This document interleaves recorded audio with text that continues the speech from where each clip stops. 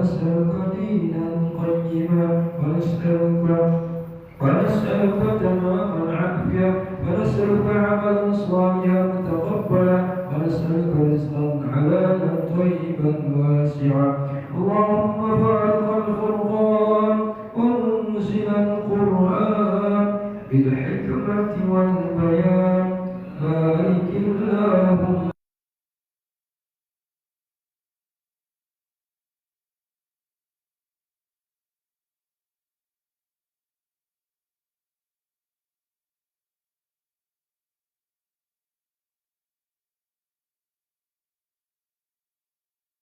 القرآن وبالأعمال الصالحة التي ترضاها وبعدنا من الذنوب والآثام يا رب.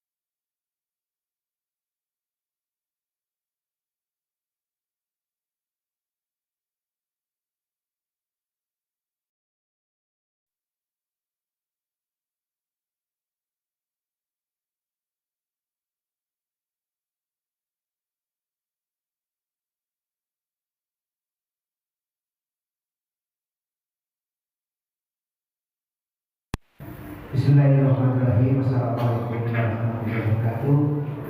Alhamdulillahirrahmanirrahim. Wassalatu wassalamu ala sayyidil mursalin sayyidina Muhammadin wa ala alihi wa sahbihi wa sallam.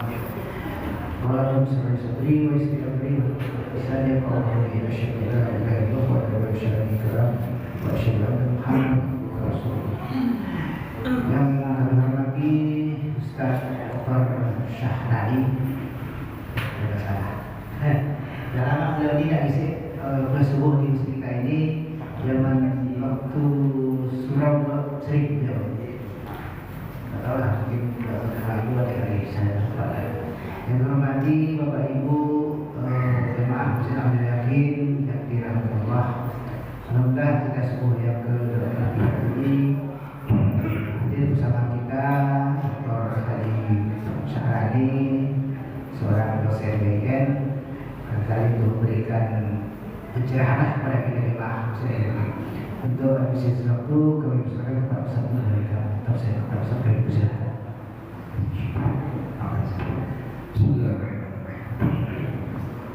Assalamualaikum warahmatullahi wabarakatuh.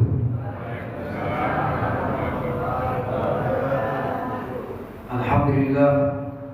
Alhamdulillahilladzi fadhala 'alaina bisyahri shiyam syahr Ramadan alladzi unzila fihi al-Qur'an hudan lin-nas wa bayyinatin minal huda wal furqan. Asyhadu an la ilaha illallah wahdahu la syarika lahu wa asyhadu anna Muhammadan 'abduhu wa rasuluhu la nabiyya ba'dahu. Allahumma shalli wa sallim ala sayyidina Muhammad wa ala ali sayyidina Muhammad kama barakta wa sallamta ala sayyidina Ibrahim wa ala ali sayyidina Ibrahim fil alamin innaka Hamidum Majid. Amma ba'd. Ya ayyuhal muhtaramun, segala pengurus masjid Ainul Yaqin, para imam, para bapak haji, ibu-ibu hajah yang dirahmati oleh Allah, semua imin, semua iman, rahimahullah. Bersyukur kita, berterima kasih kita kepada Allah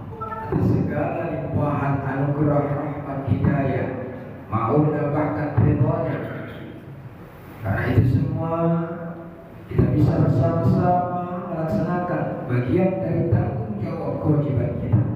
Dari sekian tanggung jawab kewajiban kita, melaksanakan sholat subuh berjamaah dan kita balik dengan zikir dan doa, serta kita isi bagian lagi dari satu sunnah baginda Rasul menghidupkan majlis ilmu.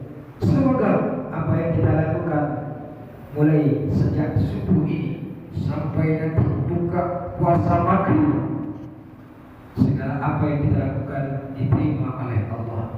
Amin.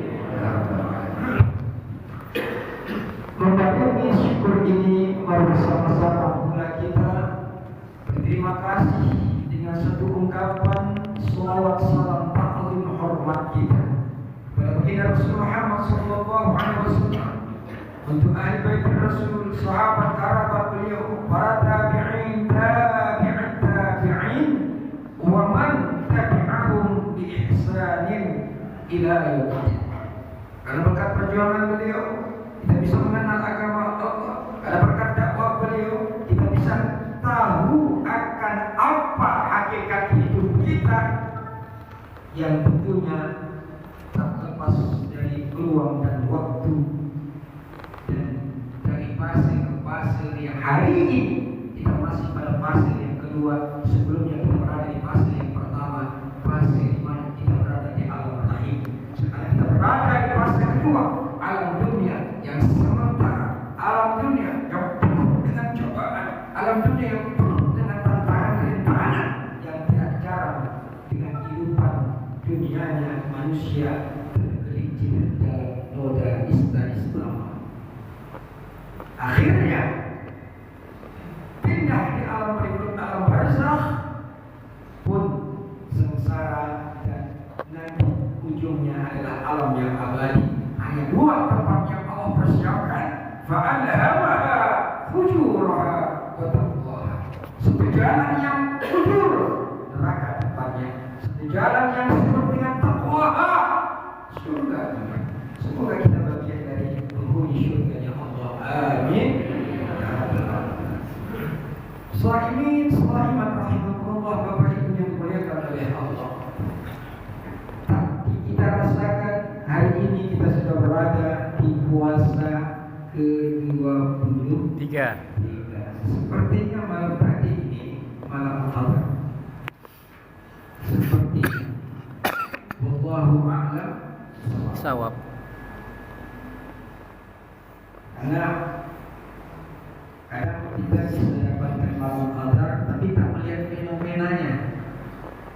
Saat itu kita lagi beribadah, maka dapatlah nilai khairun min alfi syahr.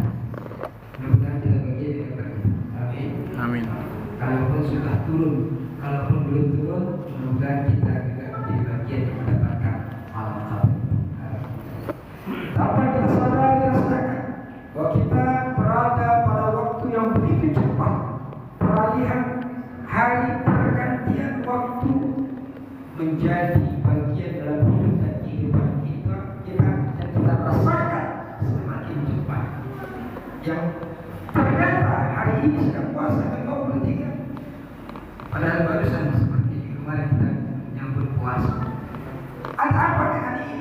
Inilah yang akan kita uraikan sebagai pembuka dari kuliah subuh ini, bahwa sesungguhnya baginda Rasul Muhammad SAW banyak menceritakan, mendeskripsikan tentang tanda-tanda kiamat. Berbagai macam tidak banyak hadis dan banyak riwayat tanda-tanda kiamat, dan di antara sekian tanda-tanda kiamat itu kata baginda Rasul disebutkan oleh beliau dalam satu hadisnya, la taqumu sa'atu hatta takun syahr wala la takun sana illa kasyahr wala yakun syahr illa kal jum'ah wala takun jum'ah illa kal yawm wala takun al yawm illa kas sa'ah wala takun sa'ah illa ka ihtiraqis su'fa. Baginda Rasul mengatakan tidak terjadi kiamat itu kecuali dirasakan oleh umat manusia, oleh kita semua begitu cepatnya waktu itu berganti. Sampai-sampai dirasakan oleh kita 1 tahun hanya seperti 1 bulan, 1 tahun 12 bulan dirasakan oleh kita seolah-olah hanya seperti 1 bulan saja. 1 bulan kata kita Rasul dirasakan oleh manusia seperti hanya dalam 1 Jumat saja. Kan cepat kan? Baru gak kemarin Sabtu, baru gak kemarin Jumat, cepat, subhanallah. Begitu hanya dengan hari Jumat yang terdiri dari 6 hari, dari 7 hari. Nabi tak katakan dengan kalimat usbu atau ahad, Nabi tak katakan dengan hari Minggu atau seminggu, tapi dengan diksi yang digunakan oleh baginda Nabi yaitu Jumat. Maka idealnya umat Islam kalau ngomong berjanji dengan kawan, nanti ya sudah minggu jangan, nanti ya itu hari minggu depan jangan, pakai kalimat nanti ya Jumat yang akan datang. Pakailah istilah. Bapak Ibu jemaah dirahmati oleh Allah, tidak terjadi kiamat juga kecuali juga kita rasakan 1 Jumat 7 hari itu seperti hanya 1 hari. Begitu cepat waktu ini berganti, begitu cepat hari demi hari berpindah. Sampai-sampai terakhir Rasul mengatakan 1 hari pun dirasakan hanya seperti 1 jam. 1 hari 24 jam dirasakan hanya seperti 1 jam, dan 1 jam kecepatan waktu yang dirasakan oleh kita hanya seperti pelepah kering kurma yang terbakar. Begitu cepat api membakar dan begitu cepat juga padam api. Hanya sama semua dengan kurma. Subhanallah. Inilah kita yang Allah katakan dalam satu ayatnya, "Tilka ayyamu nudawiluha bainan nas." Yang bahwasanya manusia berada dalam lingkaran waktu. Kita berpacu dengan waktu, kita berpacu dalam waktu, dan waktulah yang akan menentukan nasib hidup kita di masa yang akan datang, baik nanti di alam yang abadi akhirat maupun di fase yang ketiga saat kita dicabut oleh Allah nyawanya, dipisahkan roh dari jasadnya, berada di alam barzah. Maka waktulah yang akan menentukan apakah kita menjadi bagian dari hamba-hamba yang suada, bahagia, atau hamba yang selamat, atau na'udzubillah min dzalik, hamba-hamba yang sengsara, terazab oleh Allah di alam barzah, tapi itulah di alam akhirat. Na'udzubillah min. Kalau begitu, bahwa sesungguhnya fase kehidupan ini akan senantiasa kita jalani, kehidupan dunia sementara, dan tidak ada di antara kita tahu satupun kapan, di mana kita akan dipanggil oleh Allah. Karena Allah katakan, "Qul innal mauta alladhi tafirruna minhu fa innahu mulaqikum." Katakan ya Muhammad, yang kamu takut dengan kematian itu niscaya akan datang. Dan kita tidak tahu kapan kita akan dipanggil oleh Allah.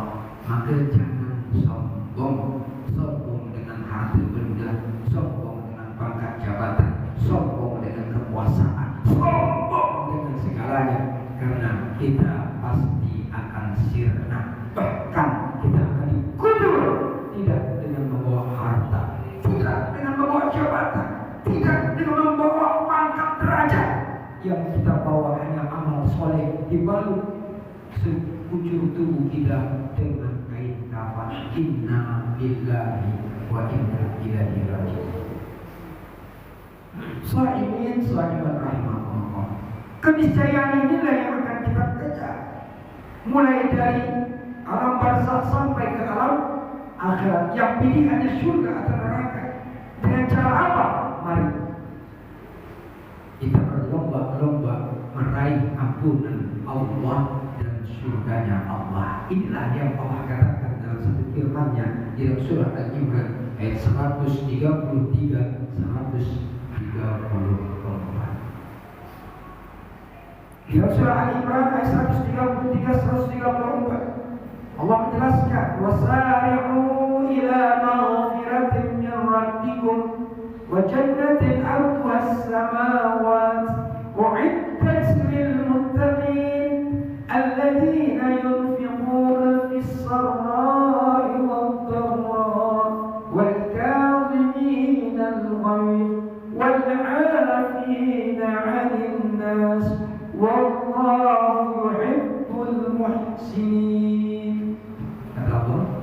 dalam surah Al-Imran 103, 134. Rebut, raih, bersegeralah kalian untuk mendapatkan ampunan Allah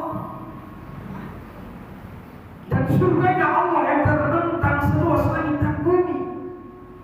Yang itu Allah peruntukkan untuk orang-orang yang bertakwa. Siapa mereka kata Allah? Di dalam ayat ini Allah menyebutkan 3 karakter. Tapi bukan hanya 3 karakter yang bertawa banyak. Di ayat yang lain Allah ceritakan tentang ciri orang yang bertawa dengan berbagai macam, termasuklah orang-orang yang senantiasa menjaga dirinya macam-macam.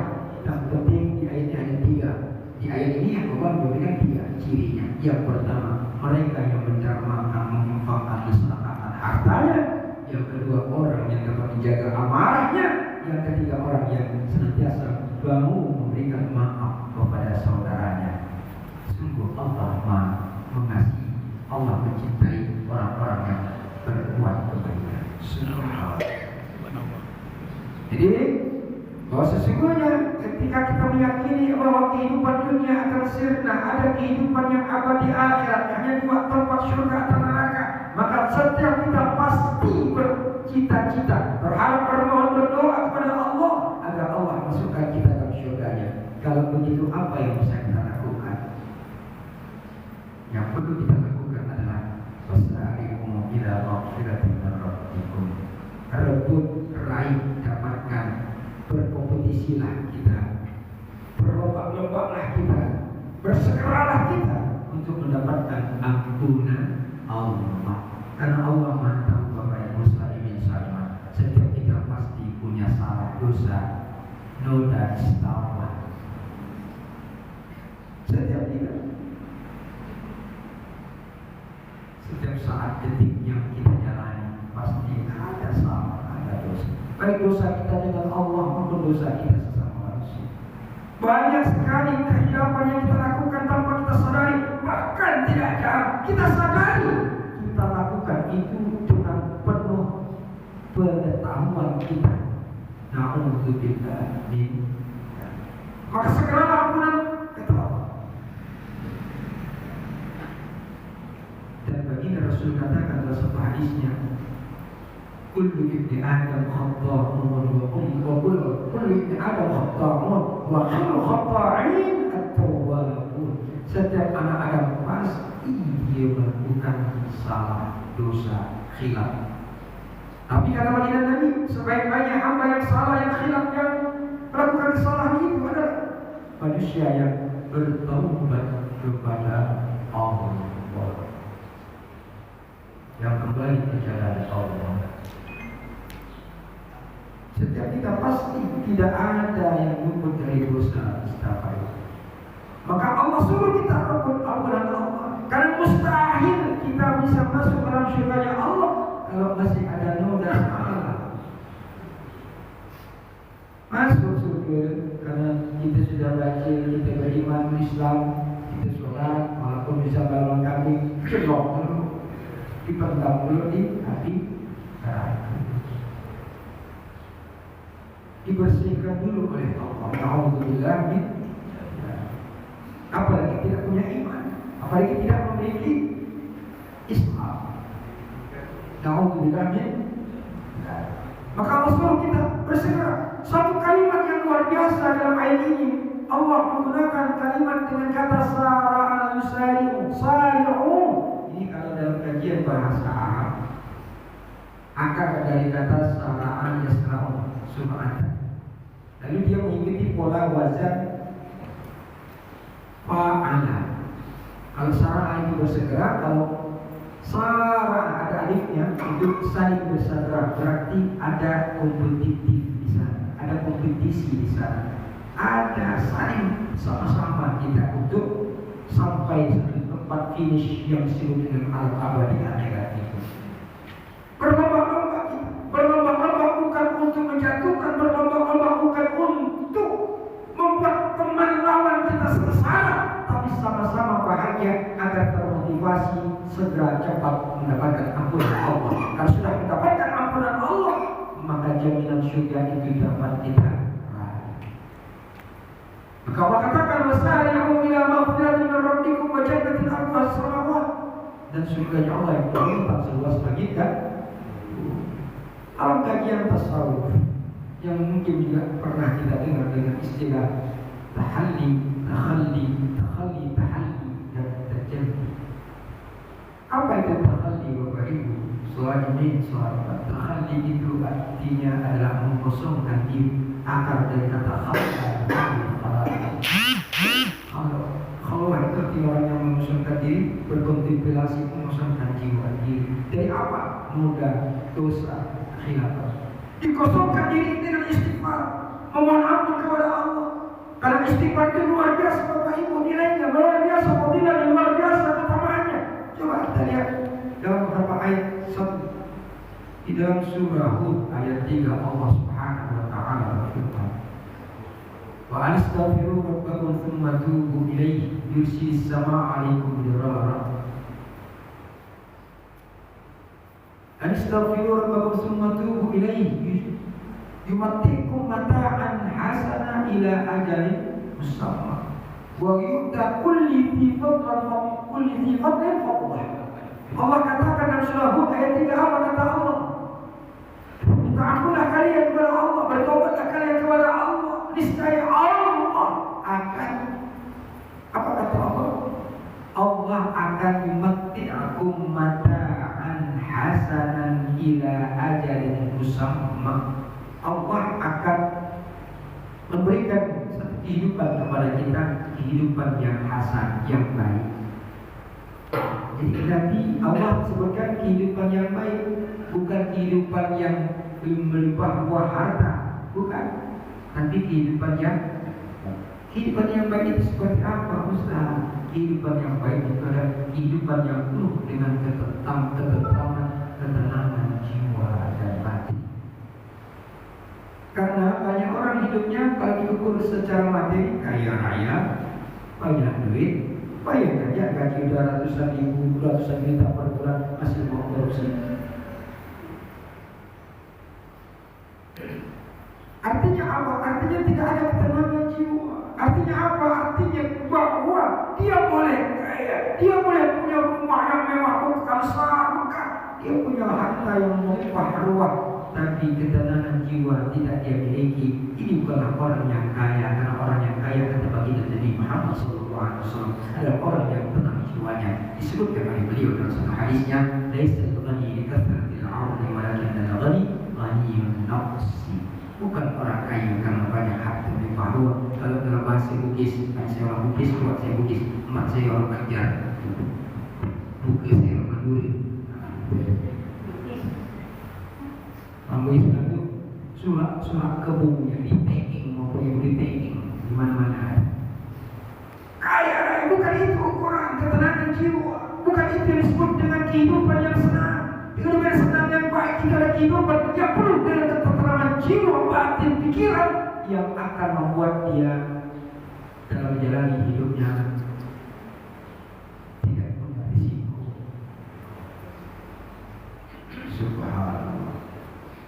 Bukan orang yang banyak harta itu yang disebut orang yang kaya kata baginda Nabi, tapi orang yang memiliki ketenangan jiwa. Allah katakan, "Yumatti'ukum mata'an hasanan." Aku Allah akan berikan suatu kehidupan yang baik kata Allah. Ini janji Allah dalam surah Hud ayat 3.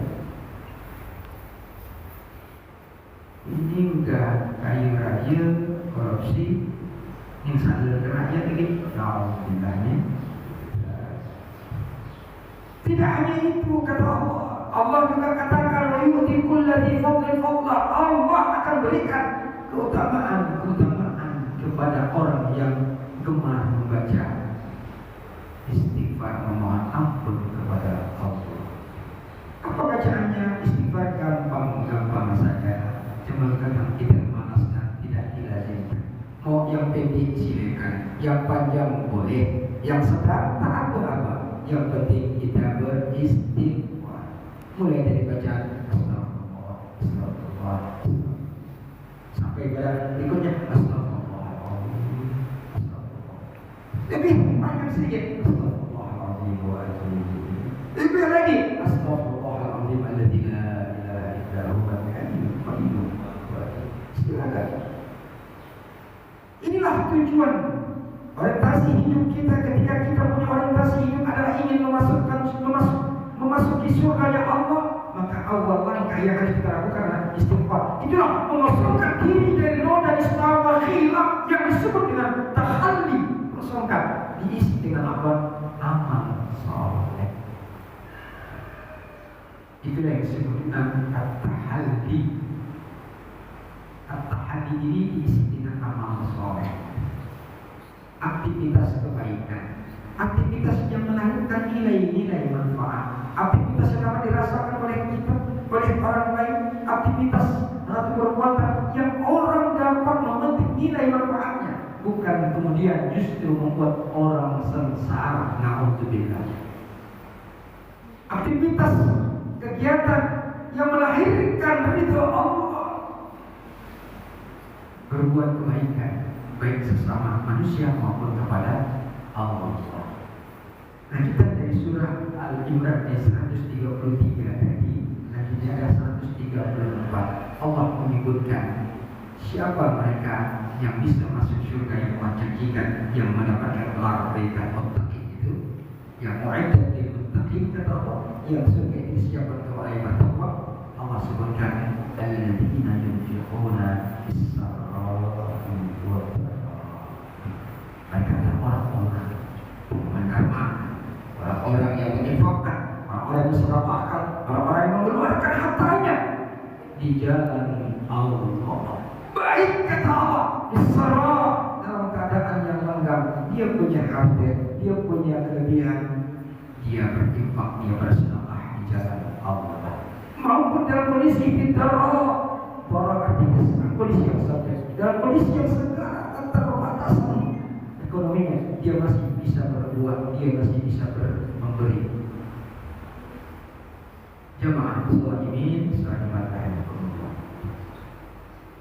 Infiquna bis-sarra' wad-dharra. Kalaulah orang berinfak, bersedekah, ya, saat dia punya harta wajar. Tapi satu yang sangat istimewa adalah ketika dia dalam kondisi juga membutuhkan. Karena dia melihat kesenangan orang yang lebih butuh daripadanya, dia beri, dia bantu. Maka ini yang istimewa.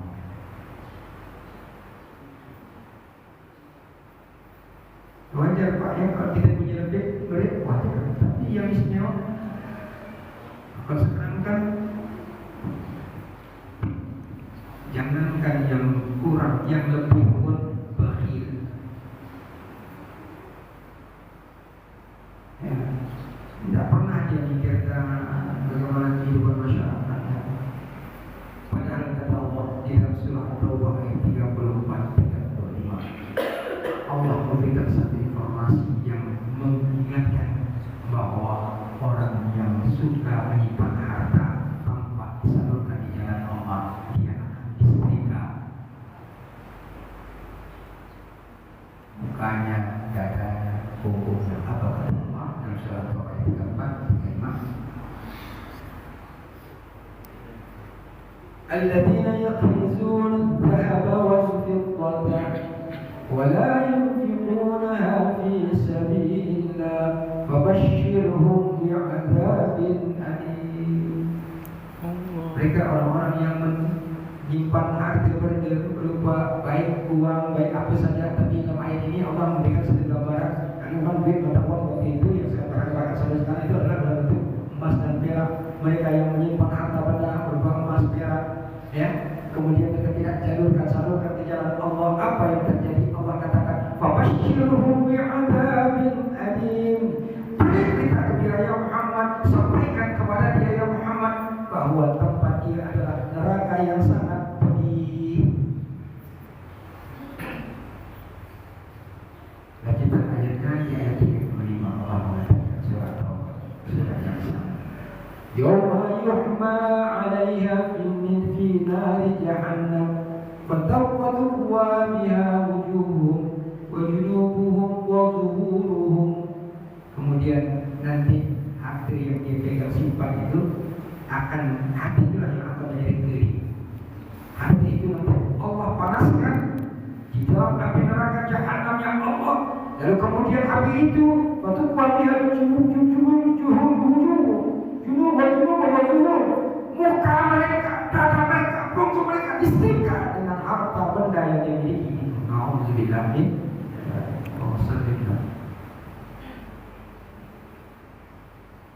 Bapak Ibu yang dirahmati Allah Subhanahu wa taala. Itulah ancaman serius yang akan didapatkan oleh orang-orang yang tidak mau mendermakan harta bendanya, tidak mau menginfakselakakan harta bendanya.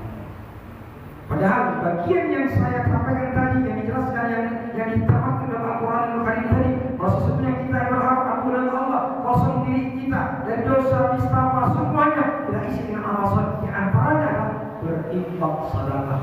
Subhanallah.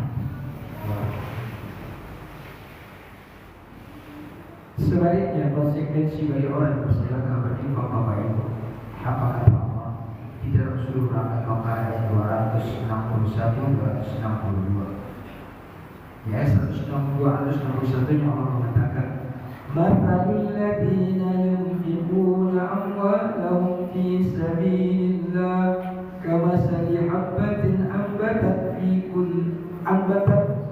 kulli summa." مثل الذين ينفقون أموالهم في سبيل الله كمثل حبة أنبتت سنابل في كل سنبلة 100 حبة والله يضاعف لمن يشاء والله واسع عليم. Perumpamaan orang yang mendermakan hartanya di jalan Allah itu seperti mereka yang menanam satu biji, dari biji itu tumbuh sanabil tumbuh 7 biji. Setiap 7 itu tumbuh 100, berarti 7 kali 100 jadi 700. Tidak sampai di situ kata Allah. Allah yudha'if liman yasha. Allah berkehendak untuk melipat gandakan bahkan lebih besar dari itu juga.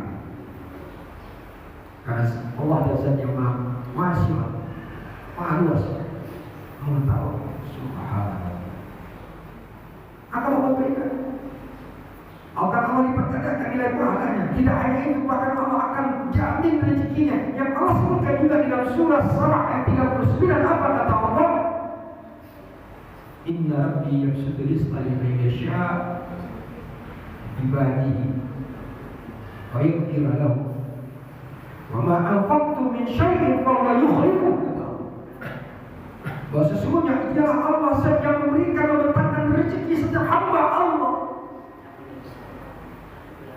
dan Dia juga yang memberikan antara rezeki itu. Jadi jangan boleh kita iri Bapak Ibu. Kalau ada terangkan kita dapat rezeki, jangan kita iri. Jangan coba-coba mengikut dia. Karena setiap hamba Allah, Allah sudah tentukan rezekinya, takdirnya, bahkan jodohnya. Kalau si A rezekinya itu Allah berikan sampai nanti matinya itu 10 M. Kalau si B hanya 500 juta, jangan coba-coba si B memaksakan kehendak ikut si A untuk dapat 10 M. Akan binasa. Karena sudah ditakdirkan. Wa ma min dabbatin fil ardi illa 'ala Allahi rizquha. Tidak ada satu binatang yang hidup berdiri kecuali sudah Allah jadikan rezekinya. Jadi rezeki sudah Allah jadikan. Tak bisa kita mengiri-irian. Ya biar terima saja kiriman kita dengan tetap usaha tanpa harus melihat berkaca pada orang yang lebih dari kita. Bahkan tidak hanya masalah harta, terkait semua yang berhubungan dengan dunia. Tapi bersamaan dengan itu juga Nabi mengingatkan, kalau masalah akhirat kita lihat orang yang lebih hebat. Oh, tidak tetangga kita ini rajin, sholatnya rajin, hajinya rajin. Kita ikut, kita boleh kiri. Tapi untuk masalah dunia jangan coba-coba iri, apalagi masalah harta. Berapa banyak orang yang kemudian sengsara karena gara-gara harta. Karena bahkan harta ini akan ditanyakan oleh baginda Rasul dua pertanyaan. Kata Nabi dalam satu hadisnya, la tazalu qadama 'abdin yawmal qiyamah illa an yus'ala arba'. tidaklah seorang hamba Allah kelak pada hari kiamat saat dia akan melangkahkan kakinya menuju syurga tenaganya Allah, kecuali dia akan dihisab, kecuali dia akan ditanya 4 pertanyaan tentang umur. Antum di aina afnah, umur dan kamu habiskan tempat apa? Wa'an syababi aina ablah, dan usia mudamu apa yang kamu ambil untuk Allah, apa yang kamu gunakan. Wa min ilmi, dan ilmu kata baginda Nabi, aina amilati, kau amal untuk apa? Wa an mali min aina iktasabahu wa aina anfaqahu wa fima anfaqahu, dari harta mana, dari jalan yang mana kau dapatkan, ke mana jalannya yang kau keluarkan, jalan mana hati kau keluar. 2 pertanyaan mulai dia dapat sampai pengeluarannya ditanya. Jemaah dirahmati oleh Allah Subhanahu wa taala. Oleh karena itu, tentu berkepentingan kita untuk senantiasa saling mengingatkan akan harta benda ini, jangan sampai kita peroleh dengan cara yang tak baik, kita keluar dari jalan yang tak baik pula. Atau dapat dari jalan yang baik, dikeluarkan ke jalan yang tak baik. Atau didapatkan dengan jalan yang tak baik, dikeluarkan jalan baik, sia-sia. Kan banyak pak kalau di seberang ada narkoba, rajin pak infak sedekah. Kok dia ada? Kalau orang 1-2 tahun sapi, dia bisa 20 sapi dia betul. Masjid mewah, ya kan? Maka saya selalu ingatkan kepada pengurus masjid, tolong agak saya lihat siapa yang membantu nyumbang masjid ini. Kalau dah ketahuan betul dia adalah seorang bandar narkoba.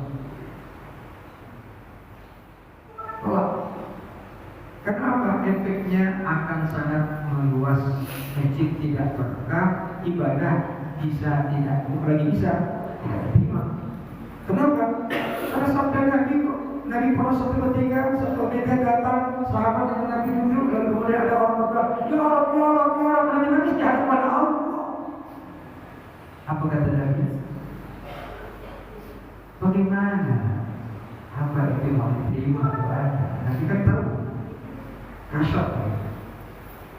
Sementara pakaian dari pakaian yang haram, dimakan pakannya juga dengan hasil yang haram, mana kok?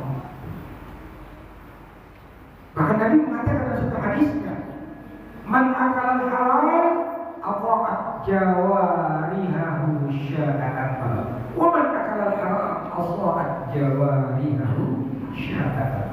Siapa yang makan yang halal, jiwa dan mendorong motivasi dia untuk berbuat kebaikan. Mau tidak? Artinya terpaksa dia tidak punya niat untuk berbuat baik pun akan terdorong sendiri untuk berbuat baik. Kenapa? Ditumbuhkan tubuhnya badannya dari makanan minuman yang halal. Sebaliknya kata baginda Nabi, bahwa akal haram masalah jawa dia sya'an abad. Siapa orang yang makan minum dari makanan minuman yang haram, apa yang akan terjadi? Terjadi adalah jiwa raganya akan senantiasa berbagai kesalahan kemaksiatan. Kenapa? Karena dorongan dari makanan yang haram. Hadirin jemaah sekalian, jadi berinfak bersedekah, jangan yang benar didapatkan diinfakkan ke jalan yang benar pula. Lanjut dari ayat surah Al-Baqarah 261 tadi, ayat 262 yang apa yang berbunyi dalam ayat itu, alladzina yunfiquna amwalahum fi sabilillah tsumma la yatimuna ma anfaqu ada makna wa ada. Syaratnya harta benda yang kita keluarkan itu yang akan diperkerjakan 700 bahkan lebih kata Allah tadi adalah jika dikeluarkan dengan cara yang baik benar. Caranya satu, jangan sebut-sebut tadi masjid lihat itu kondak saya numpang taman dari sini sekarang lu tetap sholat lagi sampai nama Fir'aun bangkit lagi nanti. Ada upah itu bukan saya 200 juta bisa itu disebut-sebut mana? Wala ada. Dan juga tidak menyakitkan kepada orang yang menerimanya baik secara individu maupun secara kolektif yang dikuasakan oleh suatu pengurus misalnya.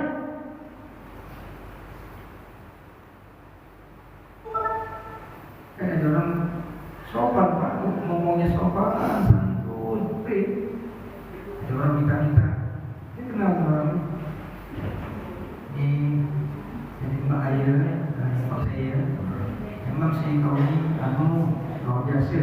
Bapak kau semua datuk kau tak minta kan? Tak kesakit perasaan. Halus bahasanya, tapi nyakitkan. Udahlah kau boleh jangan kau cinta-cinta bapak datuk kau sama. Kerjanya juga minta. Cuman diolah dengan kalimat yang dengan intonasi yang rendah, sehingga sepertinya tidak menyakitkan, tapi yang menerima sangat ya Allah. Padahal saya tak mau jadi minta-minta gitu. Tapi dah sekalian lah, saya kerja tak bisa, tak mata SMA kerja tukang sapu sekarang dah pakai S1 bisa. Tak ada kerja lain yang minta-minta. Janganlah musik-musik di emak bapak datuk yang menyanyi saya. Luar biasa. Ini yang terjadi. Kalau ini yang terjadi apa? Tidak ada nilainya. Tidak ada manfaat. Apa yang diberikan tidak ada manfaat. Bahkan sebaliknya, ini akan membuat kesengsaraan dalam hidup kita di. Tapi bukan berarti juga Bapak Ibu tidak boleh diumumkan. Kalau di Fulan saya, ya Fulan itu tidak ada nama. Sebut saya, Bapak Ibu boleh disebut nama. Yang penting hati niatnya di sini. Bukan karena untuk jura umum untuk supaya orang tahu, supaya orang melihat. Bukan, di hati itu. Kalau untuk sebagai motivasi orang lain silakan. Hanya Allah katakan dalam surah Al-Baqarah 271 Allah sebutkan intum dis-sadaqati. Kalau kau sedekah itu kau tampakkan, pada mahir, maka itu adalah satu kenikmatan. Boleh saja. Wa intukhfuha aw tutuha al-fuqara wallahu khairun. Kalau kau mau diam-diam, tak perlu disebutkan, boleh lebih baik. Artinya kalau kita yang tak bisa menahan omongan atau tak senang hati kita, akhirnya kita mau dipuji, mau ditahu orang, mau dilihat orang, mau didengar orang. Kalau tak tahan kita, jangan kita tak sebutkan. Tapi kalau bisa, kita tak terpengaruh dengan itu, dengan pujian, ya, dengan sanjungan dan sebagainya, boleh diumumkan, boleh. Kalau ini lemah, inilah satu proses yang kita inginkan melalui jalur. Cukup Bapak Ibu ya, dari orang. Ini kalau dituntaskan panjang, tapi kok sampai sini saja, nanti kita tambah kapan-kapan lah. Nah, terakhir sebelum saya tutup, saya ingin mengingatkan bahwa banyak jalur yang bisa kita lakukan untuk mengisi hidup kita, waktu kita menjelang masa di mana kita dipanggil meninggalkan alam dunia dan kita berada di fase yang ketiga, di alam barzakh, alam kubur. Dan salah satunya beriman bersedekah, berbuat kebaikan. Mohon maaf Bapak Ibu saya sedang tahu betul.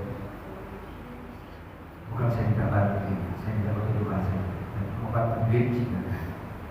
Kalau ini buka, saya ingin menyampaikan informasi. Kalau ada anak-anak Bapak Ibu yang fakir miskin, masuk gratis 2 bulan gratis. Pondoknya di Sungai Berembang Laut. Nama pondoknya Darul Rumah wal Hadarah Al-Islamiyah, tempat bahasa dan peradaban Islam.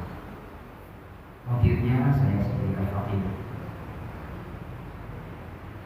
Yang mampu yang punya duit, nah ini bukan perdana. Uang masuk tidak bayar, uang bulan bayar 300. Kalau mau lebih 400, 100 berarti masuk sumbangsi untuk subsidi silang anak yatim. Dia dapat paham juga.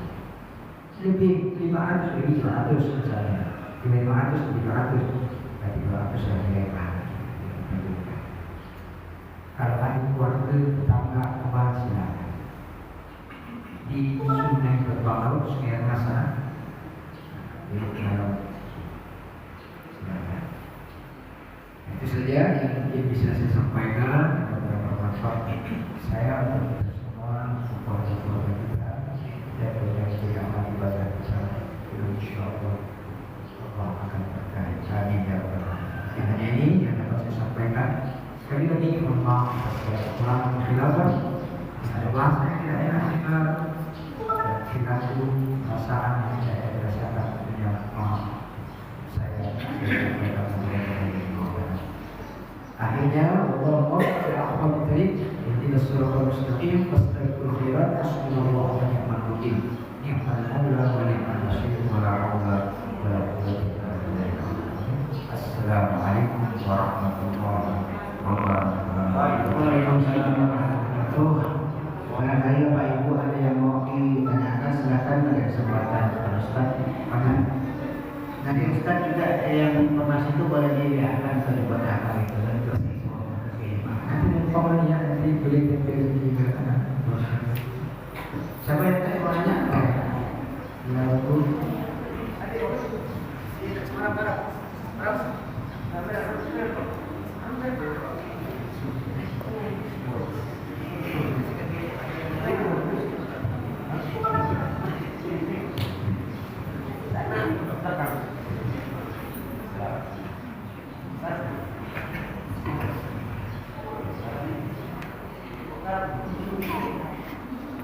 Assalamualaikum warahmatullahi wabarakatuh.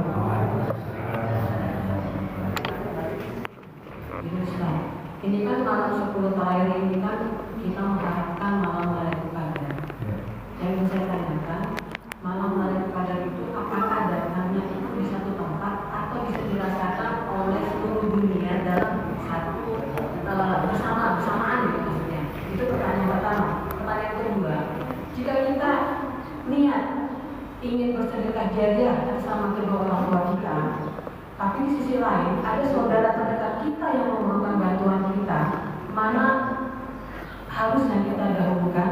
Jika kita mendahulukan saudara terdekat kita, apakah niat kita yang ingin bersedekah jariah kepada orang tua kita sampai saudara? Demikian, terima kasih.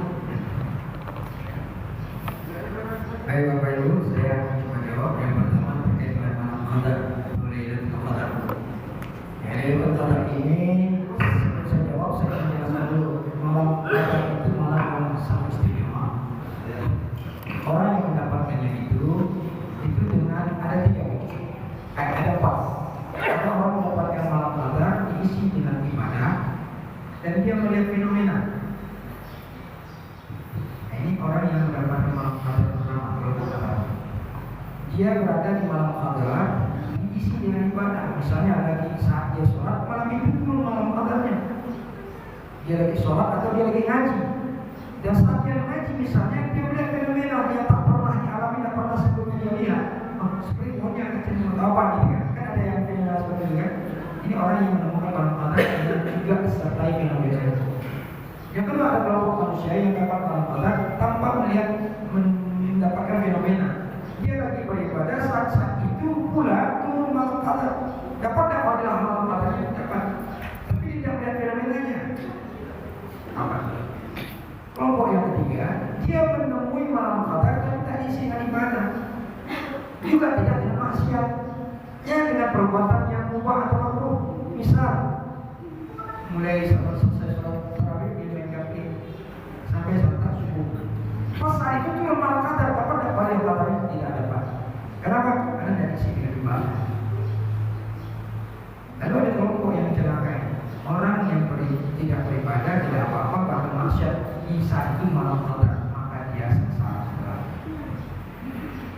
Lalu kemudian malam Qadarnya kapan turun? Ya, malam Qadar ada banyak referensi turun dalam bulan-bulan di banyak referensi tentunya itu di malam-malam ganjil. Walaupun ada referensi mengatakan tidak mesti malam ganjil. Apakah di dalam satu tempat dan satu waktu? Iya, walaupun berbeda. Karena Nabi tidak menyebutkan tentang perbedaan di mana malam Qadar itu, tapi menyebutkan malam Qadar itu dengan beberapa referensi hadis menyebutkan tanggal-tanggal ganjilnya saja, sehingga dapat dipastikan, dapat diyakini bahwa malam Qadar itu berdiri di tempat yang sama, di waktu yang sama. Seperti itu ya. Kedua, masalah zakat infak sedekah. Pada siapa yang berhak terutama tidak diberikan? Tentu dalam urutannya adalah orang yang paling dekat dengan kita. Wa'atin ya qurba haqqahu. berilah hak orang yang paling dekat. Kurba itu orang Thalib, itu orang paling dekat. Mulai kalau dalam silsilah waris kira itu mulai dari kalau kita punya anak, keponakan, yang mana yang terdekat dulu yang kita utamakan. Sekarang ini kan tidak banyak ditemukan kita orang yang jauh supaya kenal. Kalau yang dekat kan adik-adik, keponakan, bibi, paman kan tidak tahu orang kan. Jadi mereka ini salah ini salah kesempatan. Boleh tidak? Maka itu perkara boleh tidaknya boleh saja. Tapi jika ini lebih butuh yang berat, maka nilai safar saya adalah tapi dosa tetap ada dapatkan. Kenapa ada? Karena boleh tidak oleh baik ada. Ini harus mendekat dulu. Kemudian bagaimana dengan apakah ada pahala kalau kita khususnya bapak ibu ketika emak bapak dan adik boleh tidak kita berseberangan bapak dengan emak atas nama emak bapak boleh. Bahkan Nabi pernah mengatakan dalam hadisnya seorang sahabat bertanya kepada Nabi, ya Rasulullah Muhammad SAW, apakah masih ada tersisa saya yang berbakti untuk kedua orang tua saya sementara mereka sudah meninggal dunia? Masih kata Allah. Yang pertama doa, doakan. Yang kedua istighfar, doa alih, istighfar lahu, doa alih. Doakan, minta ampunkan dan laksanakan apa yang sudah yang belum ditunaikan. Ini janji yang boleh ditebak. Dan jangan hukuman selama-lamanya. Termasuk di hadis saya mengatakan dan berinfak sedekah untuk atas nama emak bapak. Sampai tidak? Sampai. Kalau tidak sampai, apa buktinya sampai? Apa buktinya tidak sampai juga? Kalau saya bertanya lagi, kalau mau tahu ya wajib dulu. Nanti kita akan kirimkan pahala dulu dari sana. Maksudnya yang jelas ada referensinya. Apa referensinya? Doa orang yang hidup kepada yang mati itu sampai ada referensinya. Apa buktinya? Ayat Allah yang kemudian kita baca setiap ada orang meninggal kita baca dari Rabbana ighfir lana wa li ikhwanina alladziina sabaquna bil iman. Rabbana wa ampunkan dosa dan dosa orang sebelum kami yang telah meninggal dunia. Yang dia meninggal dalam bawah. Apa artinya? Artinya yang sudah meninggal boleh kita doakan. Ustaz, itu kan untuk anak pada orang tua siapa bilang ayat umum. Ustaz kan ada hadisnya. Anak soleh, walad soleh yang murah. Itu kan anak soleh doakan. Bapak Ibu itu spesial. Kalau dalam konteks kajian ulum Quran dan hadis itu kita akan dapatkan di sana ada ayat bersifat general, ayat khusus.